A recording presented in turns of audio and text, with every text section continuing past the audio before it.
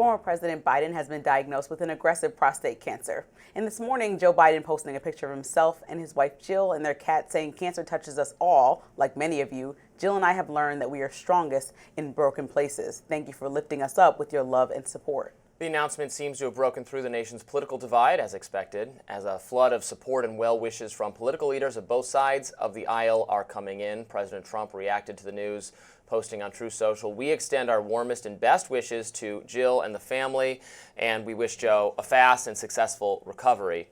Even one of Biden's biggest critics reacting, Marjorie Taylor Greene, posted on X, "Cancer is truly awful. My dad passed away in 2021 with cancer. Prayers for Joe Biden and his family." Biden's former Vice President Kamala Harris sending her support on X as well, saying, quote, "We are hopeful for a full and speedy recovery."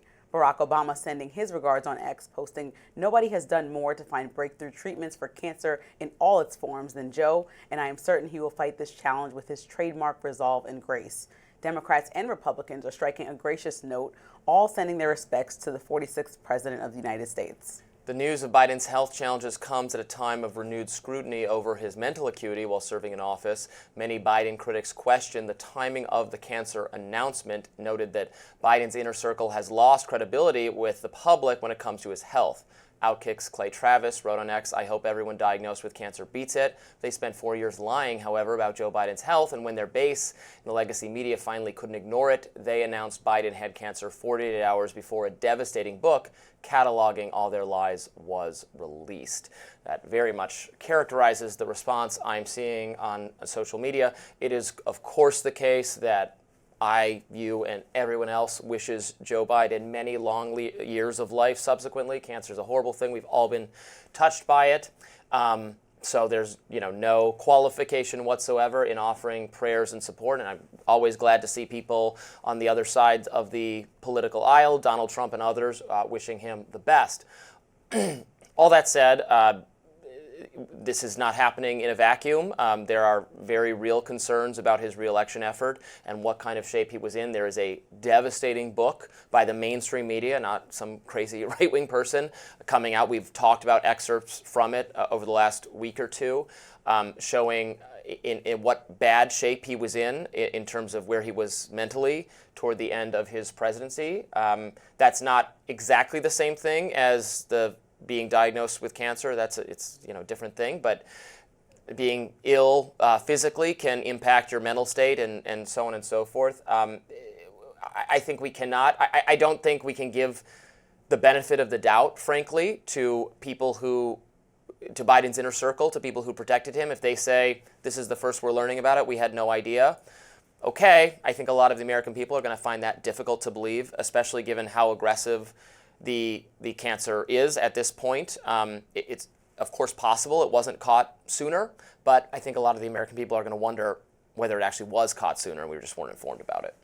I think what we saw, the responses that we've been seeing pouring out from both sides of the aisle, are the best of America. It's something that we love to see, when people from both sides of the aisle who disagree on political things can understand that humanity is something that we all have in connection with one another. So I think that that's a great thing. And I also think that it's maybe time to bring the temperature down, put politics to the side, and realize that this is just a human being that's going through something that 13%, according to the National Institute of Health, of men will go through. And so it was nice to see that we can break away. Even for President Trump, I was very proud that he was able to put out a statement that seemed no holds bars, even after coming from the Middle East and criticizing him in front of a full legion of troops in the Middle East. He came back the next day and decided to say something gracious and nice.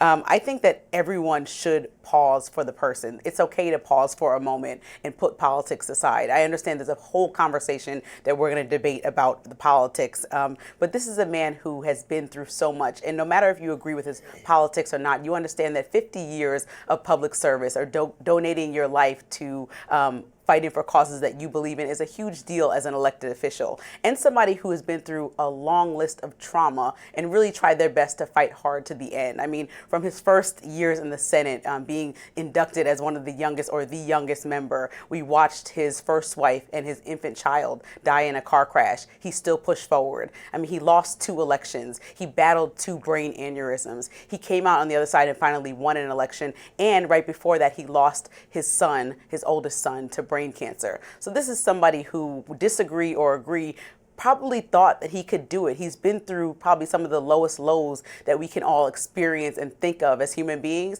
and he's come out and been resilient. And so his story in policy and politics has been a story of resiliency. So if he continues on that journey, it's not jarring for me to think that in the fourth quarter, Joe Biden decidedly still wanted to move forward, and his family and closest people like Jill Biden stood around him and protected his decision because they felt that he earned that and had the right to make that call. Now, do I think it was the right one? I don't, but do I think that everyone was in on this big plot to have this man who was aging and unable to lead the country? I also don't think that. I mean, I'm with you putting politics aside to a degree, and I will, continue to be absolutely respectful of Joe Biden. He deserves our respect. He's the former president for sure. But the fact that, and maybe he was convinced, you're right, because he's overcome trauma in the past, that he can still do it. I think it's worrying that no one close to him, either in his family or political advisors, strategists, top Democrats, said to him, "We disagree that you can do this again." We've all struggled with, again, an older relative or neighbor or friend who won't put the keys down, can't drive the car anymore, needs to move into a retirement community or assisted living. We have all had this experience. It is difficult. But just because he has a conviction that he's healthy enough to do this doesn't mean we all have to agree to that. I mean, again, this is the fate of our nation at stake. These are very important, consequential things happening. And that I am dismayed that no one, on an apolitical basis, especially back when it wouldn't have guaranteed Trump, where you could have had primaries, you could have had more time for Kamala Harris or someone else, that there was not a more concerted effort to tell him, you talked about it being a transitional figure, and we're going to hold you to that because we don't think you can do this again.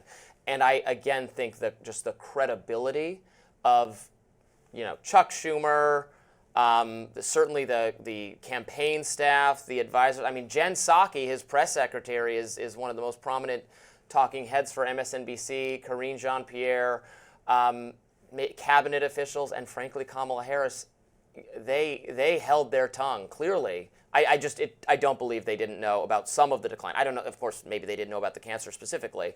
Maybe no one knew. Maybe Biden is really just finding out for the first time on Friday or this week or whenever it happened. Maybe. But I think it's hard to just trust that that's the case, given what we've learned about Biden's health in recent weeks. Coming up, President Trump has a strong warning for Walmart. Hear what he's telling the retailer after this.